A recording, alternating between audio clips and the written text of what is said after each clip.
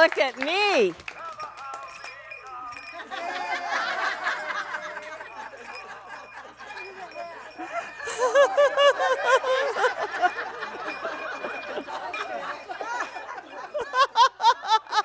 Whoa! Is that fun? Jolly Christmas this year. Oh my gosh. Such a great time we're going to have today. It's the end of the year. Isn't that fantastic? The end of the year. No, you want to keep on going? Oh, I know. I love to keep on going. It's the end of the year, and it's also our Christmas holiday, too. Too much fun. So I'm really glad that you came that you came today. I'm speechless. I can't even talk today. I'm so tired from decorating the house. But it's nearly done. So our block today is end of the day right here. Oh, isn't it pretty? It's just so pretty. But we've actually used this before. It's also called double pinwheel. Did you know that? Double pinwheel, I love it how all the blocks have all these different names. And we have some of the older ones too. So we did it in 2 fabrics because we thought it was more exciting than just 2 colors.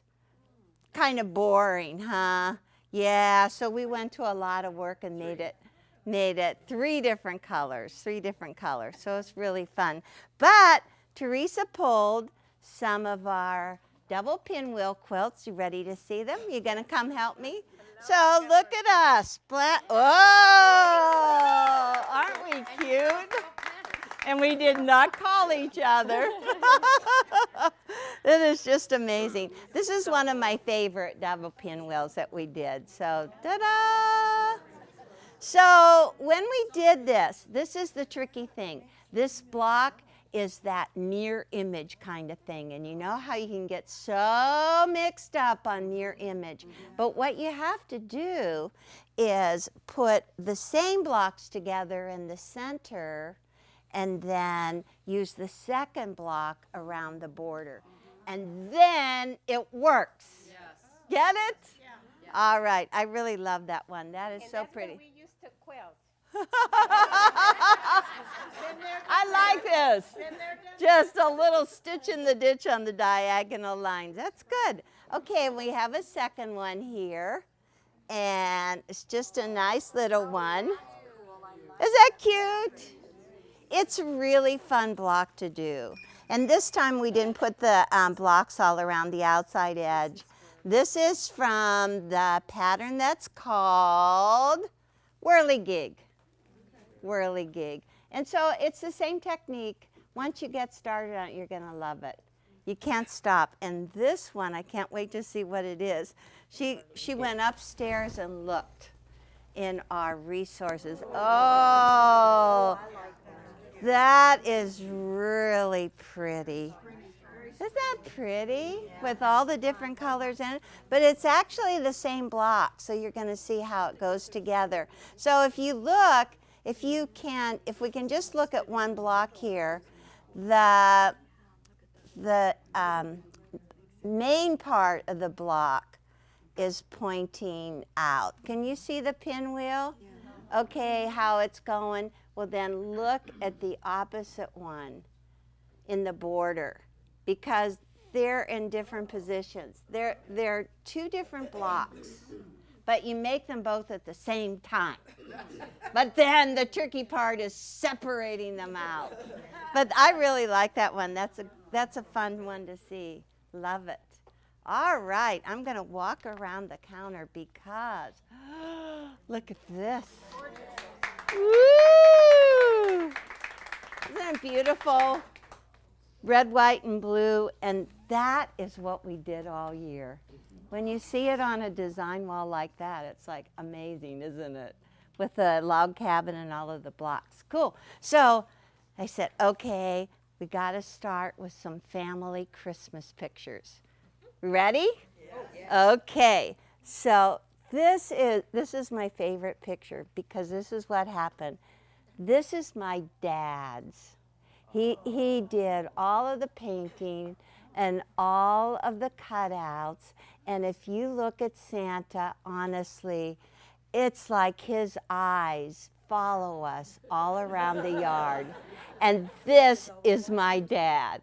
It is amazing. But what happened, it was stored outside up in my ranch in Julian, and the weather took a beating on it. I had a friend that repainted everything, and it looks just like this now. I'm so excited. So we're going to have it out this Christmas, and I'm on Wynola Road. You can come see me. Anyhow, I wanted to show you the house that I grew up in Zillionople, and this is what it looked like in the snow. And my mom always put little wreaths out and everything. Isn't that fun? We're missing the snow, and you'll never guess, this is Judy. Judy is my sister that we lost, but there she is, cute with her telephone. So cute in the house. Isn't that cute? And guess who this is?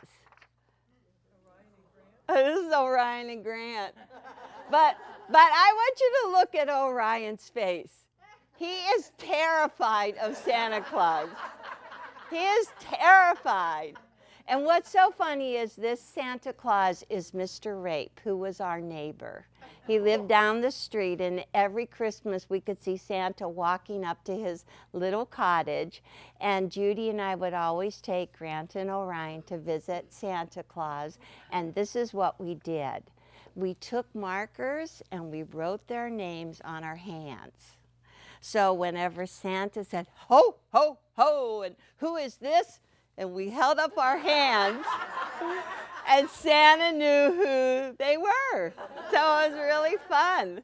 So anyhow, in the little and red, and this is just a little couple years later, and I want you to look at Orion's face again. It is the same petrified face. How does this happen? Children are afraid of Santa Claus, huh? So it's really fun. But we did that year after year, and you'll never believe who this is. Ta-da! Oh, isn't that cute?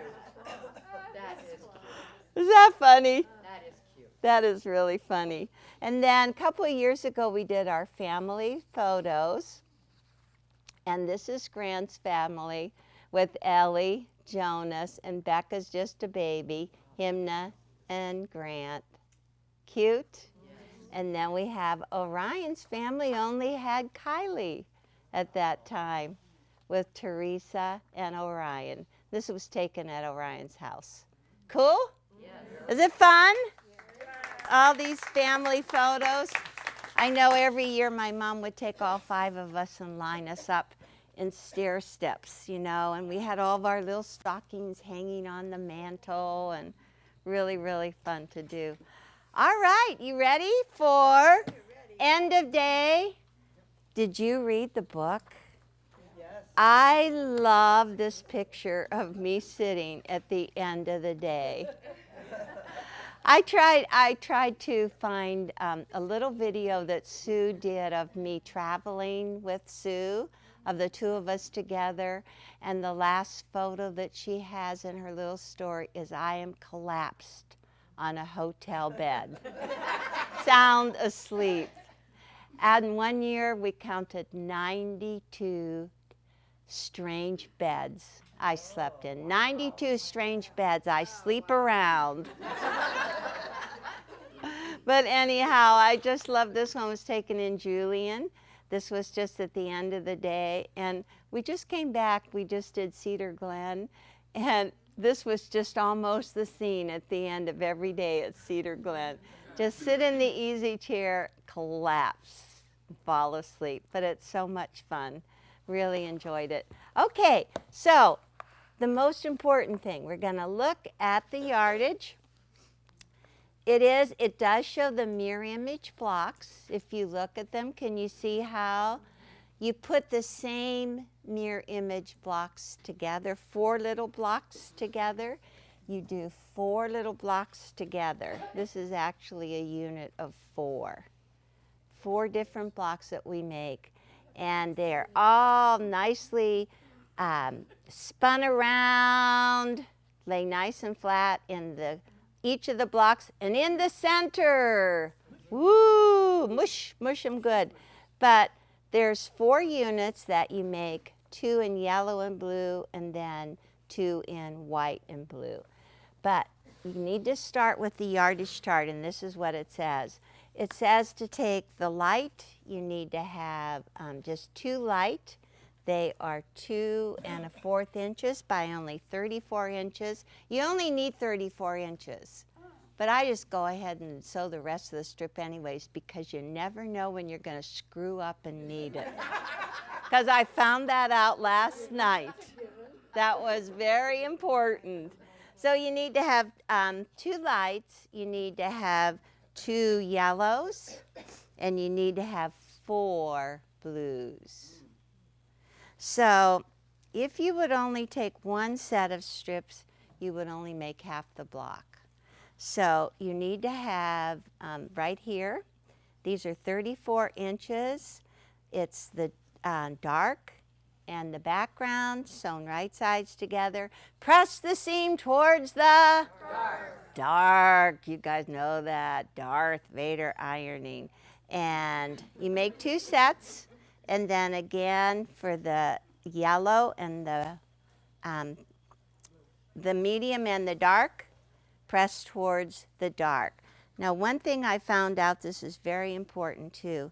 Before you cut them off into 34 inches, I highly recommend you get rid of the selvage.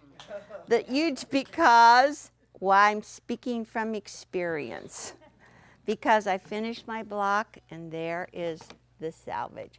It doesn't work. So anyhow, go ahead and trim off your salvages. Piece them together. Press the seams toward the dark. And this is so important. You have to follow all of the pictures very, very closely. So start out with these 34-inch pieces, and you want to put them right sides together.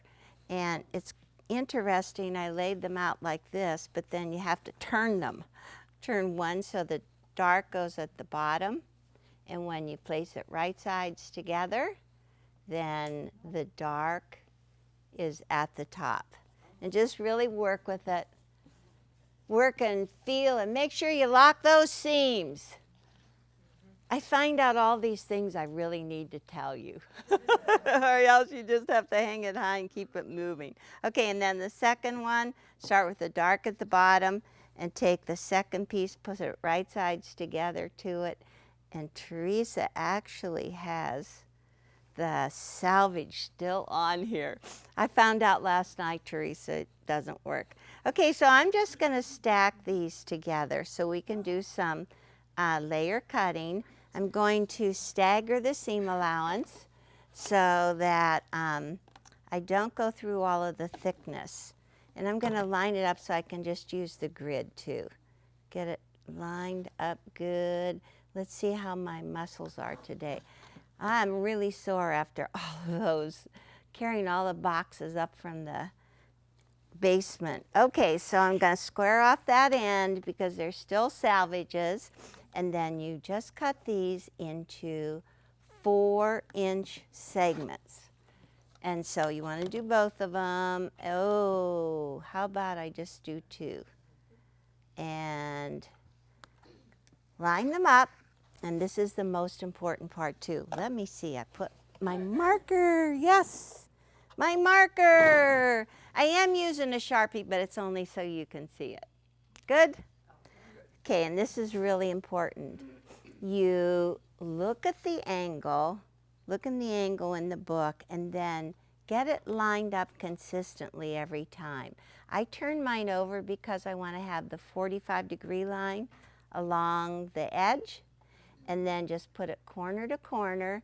And because there's this bump right here, you gotta go up and down, okay?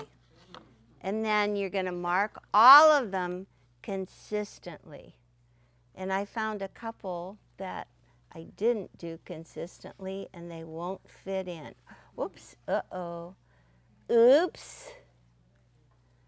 I didn't get, oh no. Don't look at that.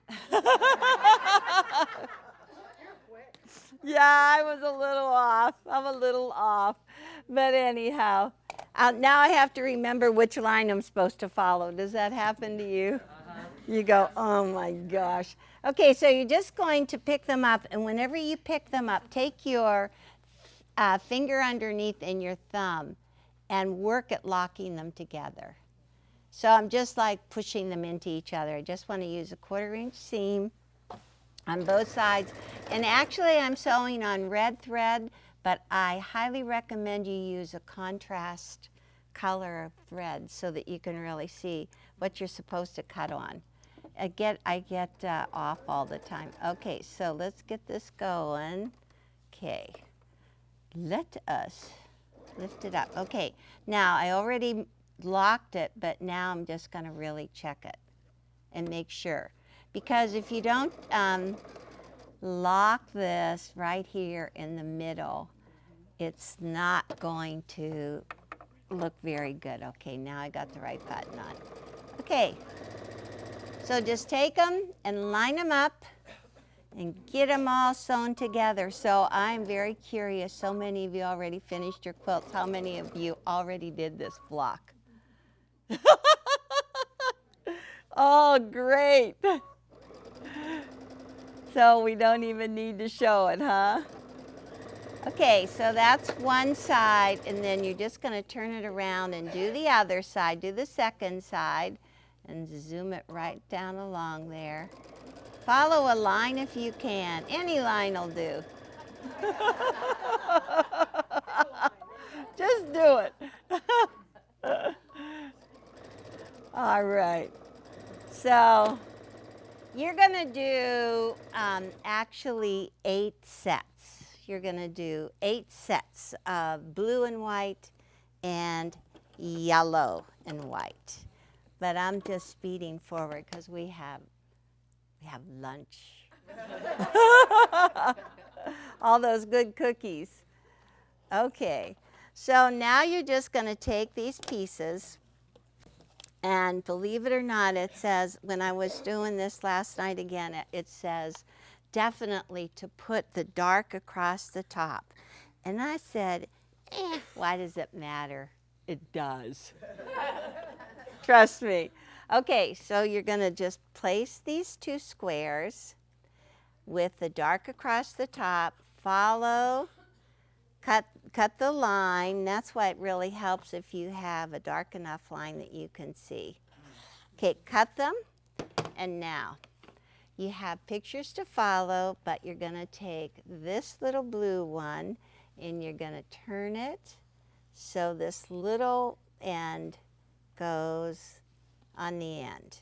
So the seam is still across the top, but the small triangle goes in this direction.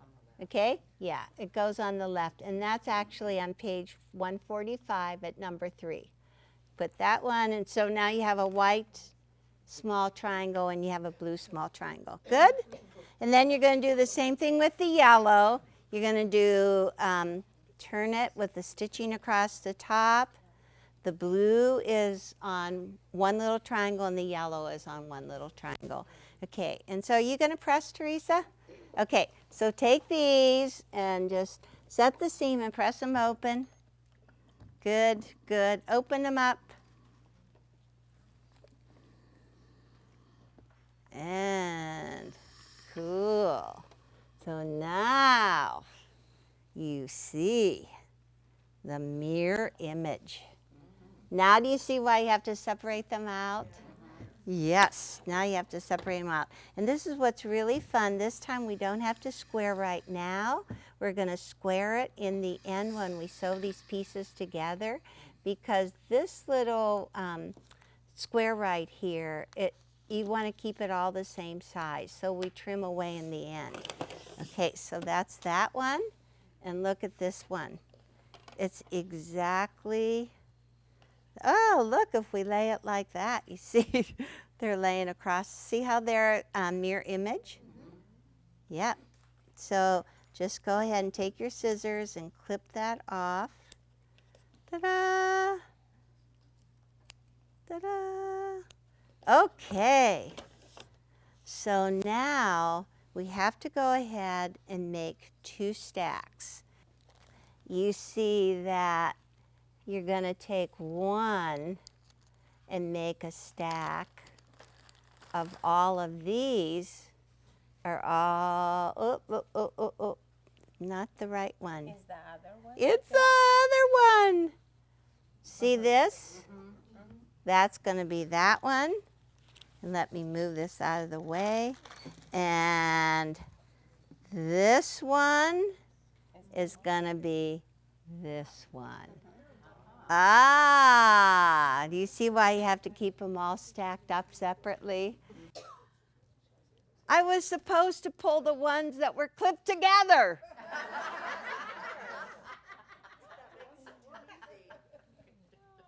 See, I really thought this through. You see that? See?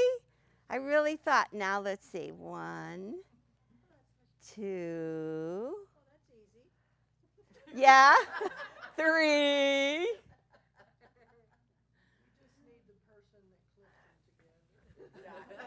Does that work? And guess what else is in this stack? They're all the same. I just wanted to show you how to take these pieces and sew them together. I know they don't match, but that's all that I had time for. We've had a really big event this week. Mary Fawns was here yesterday. Okay, now I'm going to flip these right sides together. I'm going to get rid of all these little tips right here. And now when you flip them right sides together, these pieces lock. Okay? So I'm going to just sew right down along there. Ta-da! So you really need your stiletto. And the older I get, the better I like this red thread because I can actually see it. Okay, down. Okay, and then just take your finger, take your stiletto, lock them together, and this right here at the point, it's going to just also line up, lock together, hold it down flat, and just butt these on. Okay, so whenever I'm ready to push this one on next, I always roll it back, take a look at it, start right down here, and roll it up. Good? Really tight. Hold it on, and then lock it again. So everything locks. That's what's really cool. As long as you put the right mirror image block together, it locks really good. You would be surprised how well it goes together. Okay, so now don't clip it in the middle. Just flip it right sides to get. Flip it. Aww, isn't that cute? And see that seam right there? Flip it right sides now.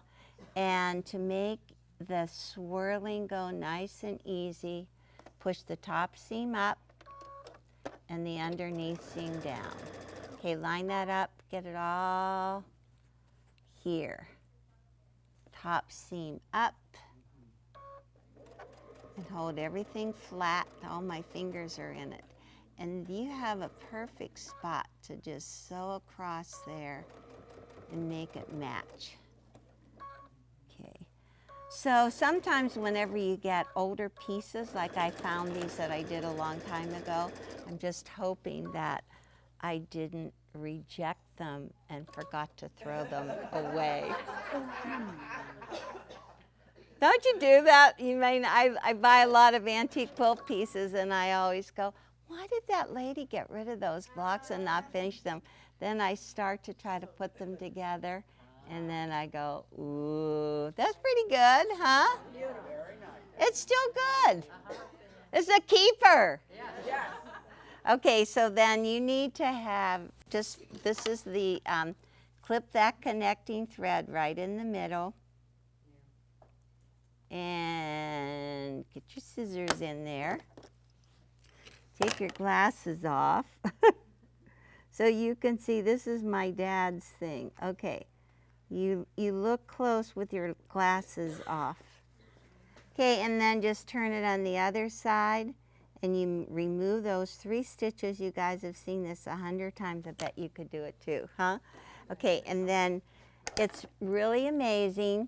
You swirl all the blocks clockwise.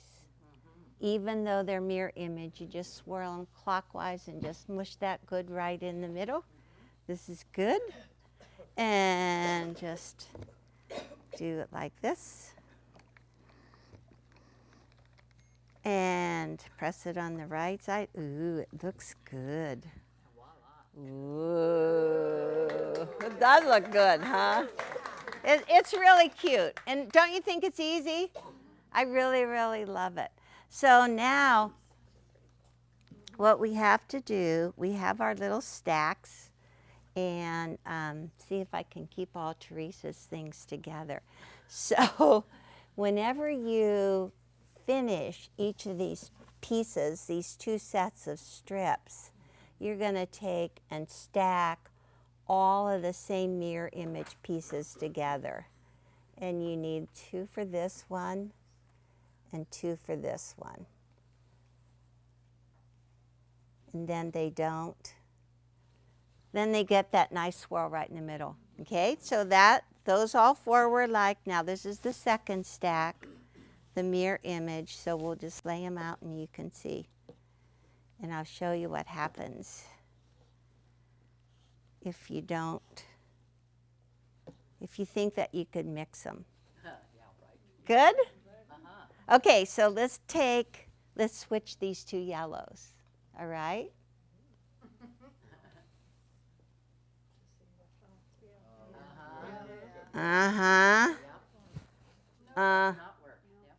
Doesn't work. You will know right away when you put the wrong pieces, right? Together. I know. Okay, let's just switch them right back. Yes, you'll find out. You'll find out very, very quickly. So whenever you take them and you flip them right sides together, you sew the vertical rows, open up, and you go across. Again, you can actually swirl this very center right here, and it works good. So let me show you on the back side. Okay, so here is that swirling right in the very center. So they really lock together. Very, very nice. So these are really pretty, but I want to show you some that I found in all this box of stuff. I'm going to keep Teresa's pieces together. So this was something that Loretta did years ago. Actually, it was 1998.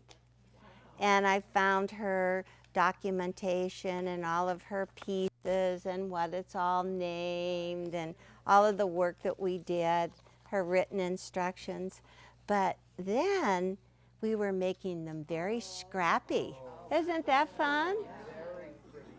Yeah, so you just use different colors of different colors in the strip, and exactly the same technique. But then you mix them all up.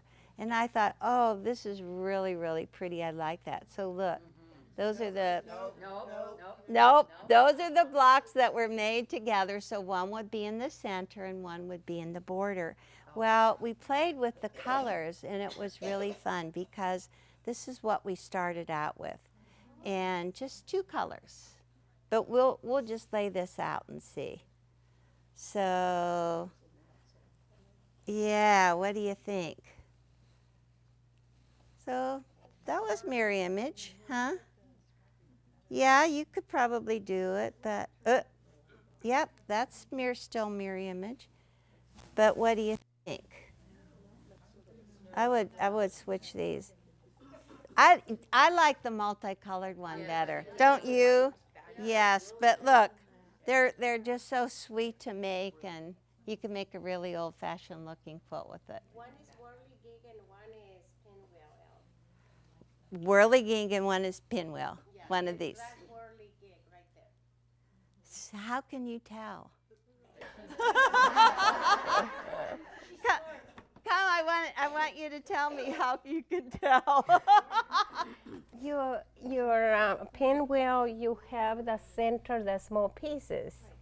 In the whirly gig, you have the bigger pieces out. That's the pinwheel. Oh, you're smart. I didn't even notice that. Do you know what she's talking about? She said you have all the little pieces in the end of day and in the double pinwheel. And in the whirligig, you have all of the big pieces in the middle and the little ones are on the outside. Yes! Now we know the difference. They look the same to me. All right, so I'm going to collect them, and I'm thinking I'm going to get this quilt done. This is my resolution for the new year. Whoa, that sounds like fun. So we have all of the blocks laid out on the wall, on the design wall, and the instructions for sewing it together are in your book. We're not going to take and sew all of the big pictures together, all of the blocks together, but if you look, sewing your quilt top together on page 148, there's really good pictures. I wanted to tell Merritt how fun it was. And when I looked at page 148, I saw my cousin down in the bottom. So fun, and Brenda's right there, and Darcy. But anyhow, you can lay out your log cabins the same way as we did, but I've gotten so many different photographs. People are trying all different things with their log cabin. So it's really fun if you lay it out first and check it out and see. We did like a beautiful darker path going through here. But once you lay them all out, and even with a big one this size, I like to sew vertical rows together. And you just flip the second vertical row on top of the first vertical row. We're going to need a ladder to do this one. And then you stack them from top to bottom with the top block on the top. And that's what you see right on page 149. See, they're stacked, top block on the top, and then you have that one pile. And it's so you can take that one stack to your sewing machine and assembly line sew it. I used to lay it all out in my living room, pick up a pair, run back to my sewing machine, run back to the living room, pick it up, sew it on there, until I said, wait a minute, there's a smarter way of doing this. So you use vertical rows. You sew the first two vertical rows, and then now in the next page, you see that the threads are all connected together, and you don't clip those threads apart. Stack the third vertical row on page 150. And just flip it together. Now it's getting a little awkward. You can pin it if you need to, but still continue to go down all of the vertical rows. And then once you have all the vertical rows sewn, then you go across the other way. And I like to just connect, I like to press those seams in opposite directions, and you can see that right on page 152. But the important thing is you see that at the top, let's say, the seam was pressed up and the other one was pressed down. The important thing is that you follow this seam to the opposite end and repeat that same pressing again. And you just always keep what you have sewn together on top so it's visible, so these don't get tangled. And some people say, well, should I just clip that apart? But that would weaken your stitches. And if you have one that's twisted, I find that you just really need to take about an inch up here. You just unsew stitches quick and just press them the opposite way and sew them again instead of clipping them. Then you won't, destroy your top. But it looks like we have something that we've got to do, Teresa, huh? Yes, I am really impressed because we have done so many things with our blocks. Right. But it is really fun. When you lay it out, you just really want to make sure that you don't have the same colors next to each other, the same fabrics. Move it around. And I do recommend that you take an iPhone picture and look at it if you want to mix it up so that you can remember what you did. So we have just adding your borders on here, but there is some information on marking for the wave. And I said, okay, Teresa, it's been a long time since I marked for the wave. And she said she would do it. Here, let us get everything back in your little plastic bag so we have this for this afternoon. Okay. Okay. Ooh, somebody made a mess back here. How could I do that? Now that's the thing. We get it all straight and we have to just make a mess and then sort it out later. Oh, well, we had one book here. Where is our scallop? Oh, there is the scallop ruler. I found it. This is what we're gonna use.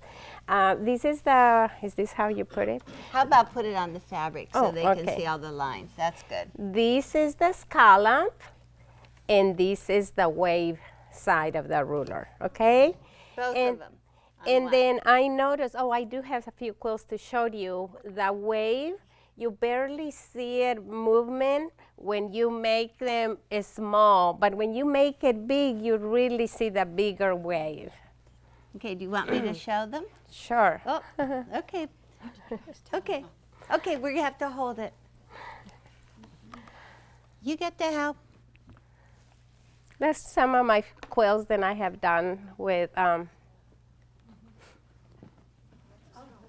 Okay. This one actually I did, but it's not the wave. that's the It's scallop. the scallop. Yeah. Do you want to? You should. Okay, David, you want it over to the side? Whatever you were You need to waving get about. in more. Yeah. Okay. So this is the scallop, and they're little, right? They're really little scallops. They're little scallops. It's lots of fun. Yeah, this Okay. is just and- the scallop. Oh man, and look at this one. Here, let me. That's the scallop. So One of this my one, favorites. yeah, I think this is Patchwork Party. I Yes, hung one I up love in that my one. house for Christmas. It's beautiful. And Teresa, do you remember who did all of the beautiful embroidery work? My mom. Was that your mom? Isn't that nice? Yeah. Very, very Yes. nice. And this is, so you can see on the scallop how it goes around in a circle, but it's interesting because you draw a diagonal here, and this is only one scallop going that way that's the same size, and it's another scallop going that way, exactly the same size. And, so maybe if we fold it doing on a good. diagonal, you'd see it too. Does that help? Like that? Then you can really visualize, because I always wonder, how do they do that? You're doing a good job, Elle. See, we Huh? don't have to do it. You're doing a good job. You're doing good. Well, you No. didn't say anything, Yeah. so I start talking. No, Okay, you're doing and good. now we have The wave. the wave. Okay, let's take these away. Yeah, though. let's take It's them not- away. Yeah. Okay, Stay there. and Just now stay are there, you going stay to talk about the wave? there. You can go ahead. You can do it. Wait a minute. No, you wanted to talk You- about this. okay, can you hold that one? I need to hold this quill so they can tell the difference. one. Okay? So let's see Okay. this one. Okay, go that way, Barb. Yeah, there you go. These, I don't know what else to say, but see how the difference and that you can see the wave. That's okay, Barb. You can see the wave in and it's more pointy, and then this is more rounded corner, okay? And the ruler pattern tells you how you either have to start in or out, and you have to have odd numbers of the wave. It's important because otherwise it does not make you a wave in the next point, in the next corner. Okay, that's what I wanted to show you. And this one, it was so big, and I thought it was such a big corner that in a little one, I mark it in first. Okay, in the booklet it shows you this. I will show you in a minute. And so I wanted you to see this, how pointy this is, and then you go in and out, in and out. And then also whatever you divide it by, you have to make sure you have odd numbers, not even numbers. Okay, and then here I did out. That way I just rounded it and then make it such a big corner. Then I didn't do it. Okay, so. And So then, I'm trying to figure out, Teresa, if we count, this is 1. look, this is very good. Let me show you. Okay. 1, 2, 3, 4, 5, 6, 7, 8, 9. Odd number. An odd number. And then hold it in that corner. And then here is 1, 2, 3. That's an odd number. number. See, you basically, it's a valley, down, up, down, up. Do you understand it? I don't even need to. Yeah, you have to, yes. And you have to start and finish with the same. That's why it's important that you start with, you do odd numbers, okay? I think we did it all, and you can, I think they want to go and eat. No. They want to see how to mark All right, it. let's go mark it. Good try, Teresa. Good try. I know. No, we need to actually show some marking. And then also, so they don't get confused, so in the book, in here also, this is, first of all, this is the booklet that comes with a scallop ruler. So the important thing is that you open the ruler package. Yes. Because there's directions inside. Yeah, and the first few pages is the scallop, and then is the wave. And then here also it tells you what exactly I told you. The out, you started out, and this is starts in, okay? And then if you see it. Here in our booklet, it goes all the directions about how you start out, and it's a very wide corner. I started on this one going in, okay? And that's what I'm going to do, okay? Inched. Okay, so let's follow that. Okay, do you have enough room? I think so. Okay. I thought I could get away with it. No. Teresa's been babysitting her little grandsons, yes, and for then a whole she week. got the flu. So I'll just stand over here in the corner and let you do it. And then you mark what is telling you to mark your corners. I'm on page 156. Okay, 156. there. And then I'm going to mark another corner.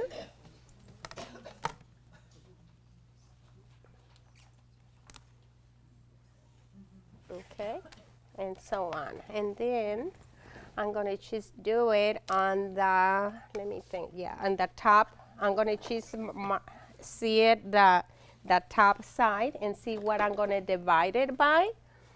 Okay. So you need a tape measure. I did. Oh, good. Oh, she put one in the drawer. Okay, you want me to help you? Sure. Okay, I'll hold here. And it's 38. 38. And is that From corner to corner. from not corner, but yeah, Well, from, not the corner, the center. marking.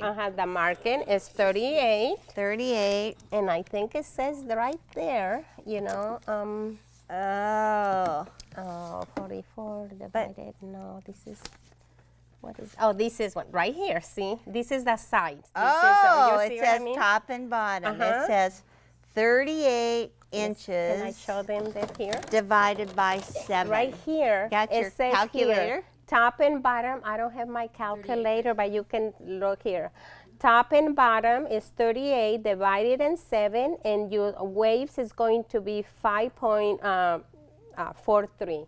And you can kind of like move your ruler in and out. That's where you start in one corner and the other, and then you meet together in the middle. Okay? Now you can just watch me what I do. Okay? I'm going to watch you. Where is my scallop ruler? Yes, there it is. Again, I want to go in instead of out, okay? And I'm going to do 5.3, so it's close to 5.5. I want to show you something because there's a line across the ruler, and that goes right against the edge, right? The quarter of an inch, you mean? Yeah. Yes. Are you talking about this one? Or No, what? this one. Oh, this one? Uh-huh. I'm going to go right in this one. Yes. That is very close. It's in between 5.5 and 5.25. So I am starting like 5.125 right in here. Okay? See right in here, 5 and 5. So what happens from the center of the marking over, the measurements go from the center out on both sides. So she's got 5.125 here, but on the opposite side, she also has 5.125. Okay. 5.125. So she's going to start at 5.125. Yeah. And then when I stop, I kind of like make a little dot in case I didn't mark it really well. Then I turn it over this. What are you doing, David? Answering your question. There. They said, wait a minute, I don't get it. And that it is right. And that's a 5.125, and I'm going to finish on 5.125. See, it's just back and forth. That's all. That's all. Okay. Now I'm going to do that two sides on this side. Okay, and it's in. Okay, she's lining up the ruler. I was thinking that at some point we drew a line the whole way across there, Teresa, but it doesn't show that. It's on the vine and the flowers. Oh, okay. It's when you do flowers. Okay. You do the vine. Okay. Yes, you see it in the magic vine. Okay. See, 114 books later, it's all a blur in my mind. I cannot remember all the names of the blocks now. It's scary. That's why they're written down, and that's why I refer to them. And people ask me how to press the seam, and then they can't believe I have to look at the directions. There are lines marked 1 inch in from the end, and so that answers your question. There are lines, and I'm going to show Eric in the picture. Okay, Eric, if you just go right on this. Do you see these lines? 1 inch in, and then actually, do you see these little tick marks? What you can do is make a little tick mark every 5.5 inches. 5.5, 5.5, 5.5, 5.5. Do you see the corners are marked off? So see, the little booklet is very useful.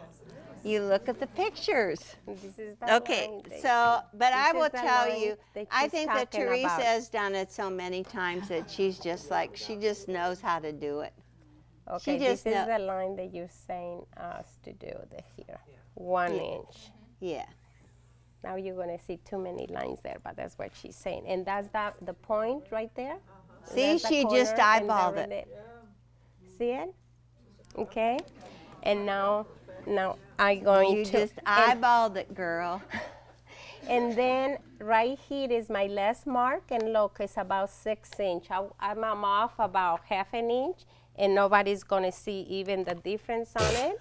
Well, that's what we said. Right. That's what we start in each end, and Right. then you kind of like in the center, and then you join them together. That's what exactly is telling you the book. See? Other way. Thank you. See, Whoa. you were really good on it. There we go. They were So, listening. They were listening. I was looking the numbers basically and see what I was going to center it on it in there. And see, and then there. Now look, that was pretty good, and I line it. Now, and then talking about to finalize. This is your corner. See, this is how you mark your corners. Oh. And then I didn't cut it because I just keep always my big one because I can move it in or out. You know what I'm saying? But I just line it up and then that is how you just line up your corner. That's And good. that's what the book is telling you. I skipped that line, the marking line. I don't know if I ever marked that line. Yeah. A plate, yeah. There we go. See? There that is. Okay? And so you then have- she would just continue, and if this is a rectangle, she's got to do the math again. But you want to try to get another measurement as close to 5.5 as you can. And what You did know, I get? What And did we say? okay, and then in she the said, book, "Look in the book, and what does it say?" It says sides. Oh wow! Up 44 divided by 9 is 4.88. So you can round up 4.88 to 5. And so if one was 5.5 and one was 5, nobody would ever notice a difference. And you just mark it all along. did the you other. get it? Do you understand? There, I marked it, and look, there was all the spots there. Yeah. And so the pen that she used, she There. can, is that an air soluble, or how's that going to come out of there? I forgot. David, We hope it comes out. what is this? By heat?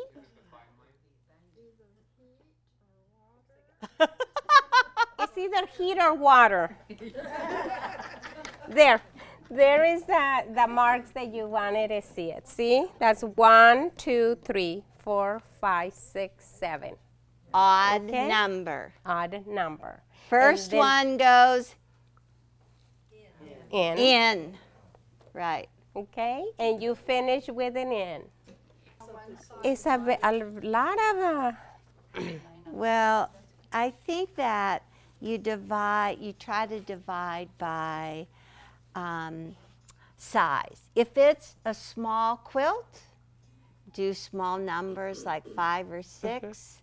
If it's a big quilt, do numbers like 9, 10. Yes. And when that fails, you turn to the end of the book and you look where it says easy calculations.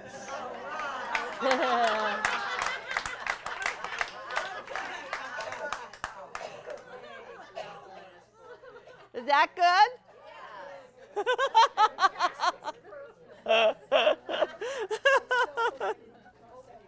And look at the big old pattern on the back. For the corner. Yep, that's the big old corner. So obviously Teresa only used part of it, but this would be for like a large quilt, You right? could copy it so that you have your different sizes. You could do that. You could copy it, so if you cut one out, you still have it. Is that amazing? And I actually put the one quilt over on your table, but Oh, I you're guess talking about the. yeah, the quilted one. So then, once you have it all marked, take and just do a straight stitch on the line, just in case it's a pen that disappears with air. I know. Do you know how many people spend all day marking their quilt with the wrong pen, and they go back the next day and it's all gone? So you actually stitch on the line And then when you give it to the long arm quilter, she knows that she should quilt out to the line. Because you want to, now you want it quilted to go along with the line. Can you see? Can you see? It's kind of, go as tight as you can, yeah. Yeah, there you go. So I'm not sure where you are, but anyhow, do you see how she quilted right out to the end? And now, when you add your binding, there was the oh yeah, the binding pieces here. I thought I pieced it together, but I didn't get it done. So now the long arm quilter, and I'm not sure who did this, but it's beautiful.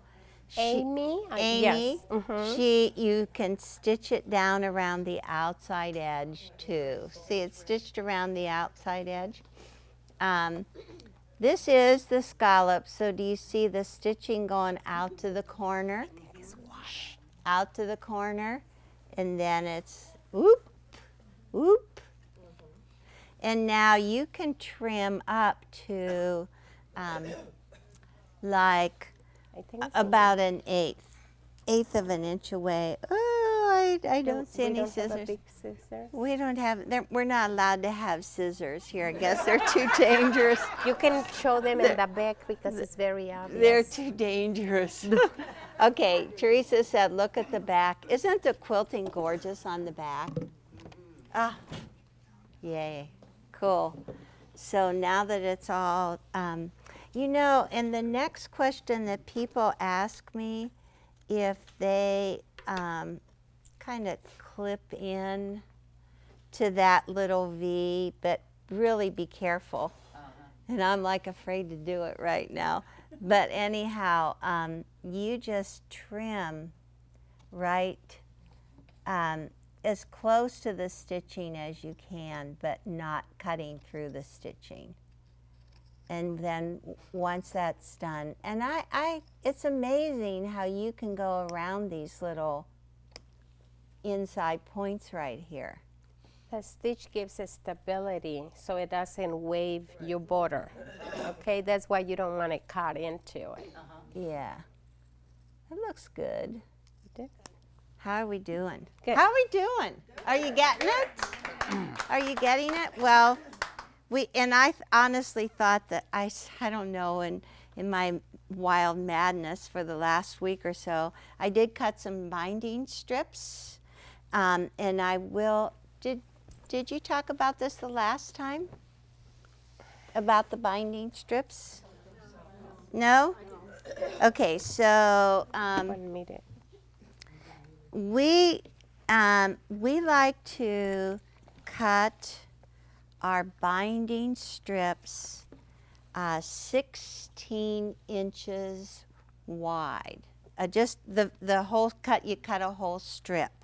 And the reason that we do 16 inches wide is because you can take your 6 by 24 ruler and actually cut a binding strip from edge to edge. So, And that you cut on the bias, correct? yes, When you're doing that yes, yes, right. And so, do you see this diagonal line right here? So that's really how you start your first strip. So this was 16 inches, so I can just go ahead and lay that on there. Do you see, if I put my 45-degree line along the left edge, this ruler will fit from edge to edge on a 16-inch piece. And that's why we do that. And so this just, oh, I made a piece of fabric. Salvage to salvage. And so you just keep on moving it. Once you make your first cut, you just keep on moving it at 2 1/4 inches wide the whole way across. And then you take and you piece those strips together. And that's when I like, oh, I can't do this. But look, it's easy. You lay it out and you look at it. When it looks like you can sew it together, that's when you sew it together. Oops, sorry. Huh?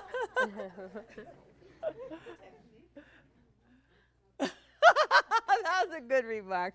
Okay, so I just lay them all out when they fit in like that, and then you flip them up, and at this point now you have like, it's that much at the top, it's one end sticking out and that much at the bottom. And you can just go ahead and piece this together. Ooh, get it all lined up. Yeah, you actually, somebody said, when you cut a 16-inch strip of fabric and you cut your piece, you have a lot of them. You know, actually 1 16-inch width of fabric cut on the bias the whole way across, it's usually enough for a little baby quilt. Only one. And then I think even like a big quilt, you only need to have two of them. Two 16-inch pieces. It's average about the same amount of strips, 3 inches versus the bias. Okay, will you press that seam open now, Teresa? Okay. 2 1/4 inches. It should say in the book. It should be in the book. We're going to have to rewrite that book there, Sharon. Let me see. Yeah, it's got straight binding, and it's got the scallops. Yeah. Okay, so now you press your seam open, and then you just start pressing it in half, wrong sides together. We got lots of it.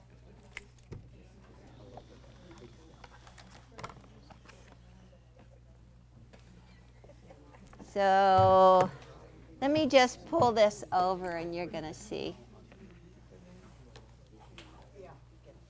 I think this is, do you remember? Oh, it was actually the AccuQuilt lesson that Orion made this top. Right. Demoed this top at the AccuQuilt lesson. This is Orion's top. I sewed it together, and now Teresa's going to put the binding on.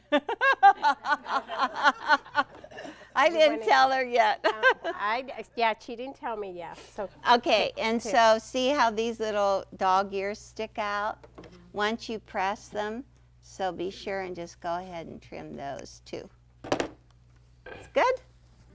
Okay, and then I always, when I do any binding, I always leave an end so that whenever I come around the other way, I can connect these two. So it's easiest if you use your 1/4 inch foot. I know I prefer my walking foot for doing anything with all the quilting, but I have a hard time doing bias binding with a walking foot, so I just really use my 1/4 inch foot. And a lot of people, they just even quilt with their 1/4 inch foot. And so now all we're going to do is just, and you don't have to stretch it or anything. You just have to go around here. Let's see, lengthen your stitch. I usually like to do around 3.0 stitch length, and I'm just lining this up and just, see, I'm lucky I don't have to do a lot of this. Well, I just say, Teresa. When I swing this around, everything that is under here is going to fall on the floor. But anyhow, it looks good, doesn't it? See, if anybody tuned in right now, they'd think I knew just what I was doing. So I am using my needle down anyway, so I'm getting right into this curve right here. This is where it is right here. And so I'm just going to go right up to that, and I'm just about ready to knock everything on the floor. Needle down, needle in. Just swing it and just take your binding with you and just go it around. And you know and just keep on going. Just like that. And put your tongue like this because it's better.